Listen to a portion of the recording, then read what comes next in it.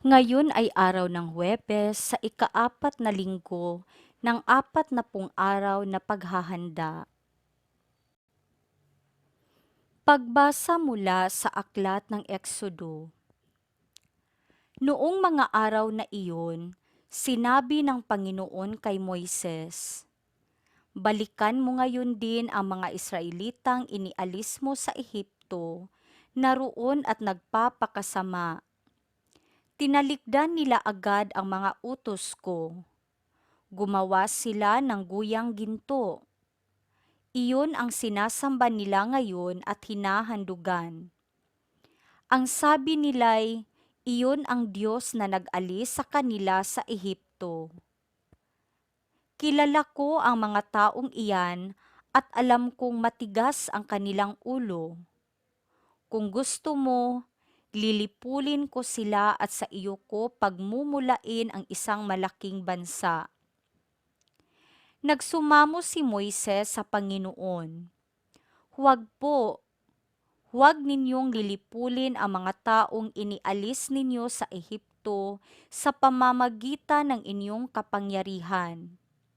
Kapag nilipol ninyo sila, masasabi ng mga Ehipsyo na ang mga Israelitay inialis ninyo sa Ehipto upang lipulin sa kabundukan. Huwag na po kayong magalit sa kanila at huwag na ninyong ituloy ang inyong balak laban sa kanila. Alalahanin ninyo ang mga lingkod ninyong sina Abraham, Isaac at Jacob.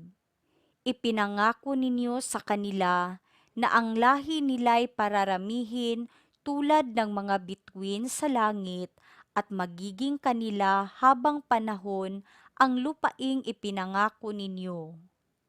Hindi nga itinuloy ng Panginoon ang balak na paglipol sa mga Israelita." Ang salita ng Diyos. Salmong tugunan. Panginoong masintahin, ang bayan mo'y gunitain. Sa may bundok ng Horeb, doon ay naghugis niyong gintong baka. Matapos mahugis ang ginawa nila'y kanilang sinamba. Ang dakilang Diyos ay ipinagpalit sa Diyos na nilikha, sa Diyos na baka na ang kinakain ay damong sariwa. Panginoong masintahin, ang bayan mo'y gunitain. Kanilang nilimot ang Panginoong Diyos, ang tagapagligtas, na yaong ginawa doon sa Ehipto'y kagila-gilalas.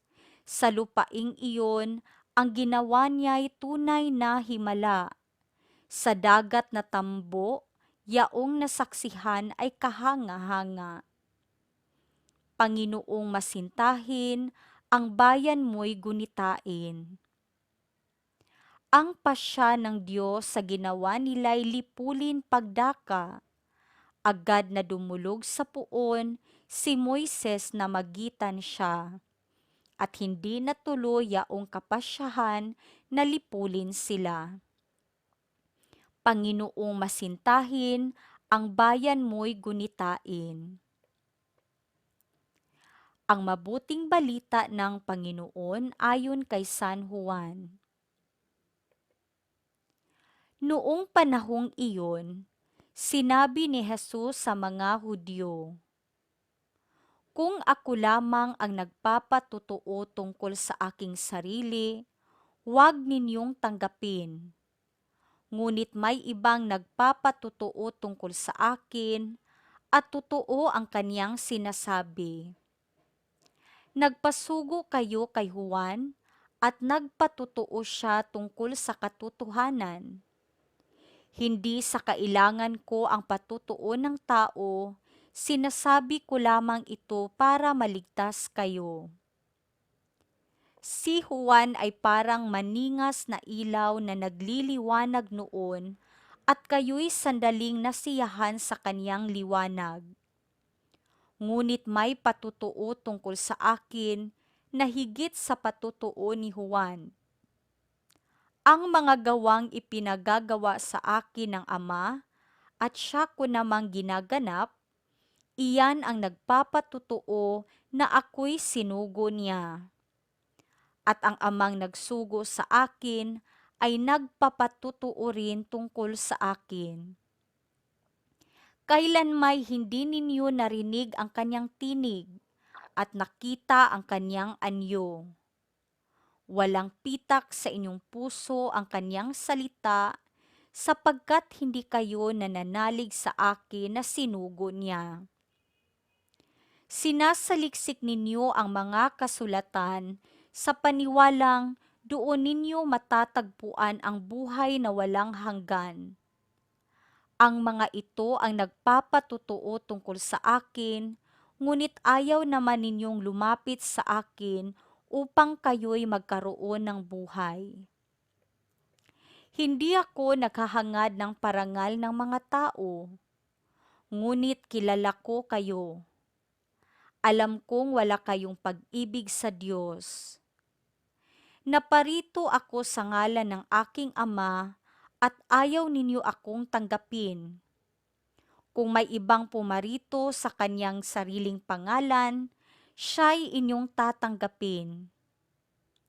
Ang hinahangad ninyo'y ang parangal ng isa't isa at hindi ang parangal na nanggagaling sa iisang Diyos.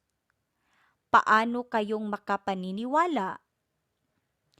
Huwag ninyong isiping ako ang magsasakdal sa Ama laban sa inyo.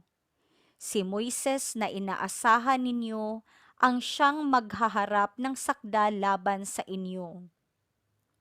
Kung talagang pinaniniwalaan ninyo si Moises, ako'y paniniwalaan din sana ninyo, sapagkat sumulat siya tungkol sa akin. Ngunit kung hindi ninyo pinaniniwalaan ang mga sulat niya, paano ninyong paniniwalaan ang mga sinasabi ko?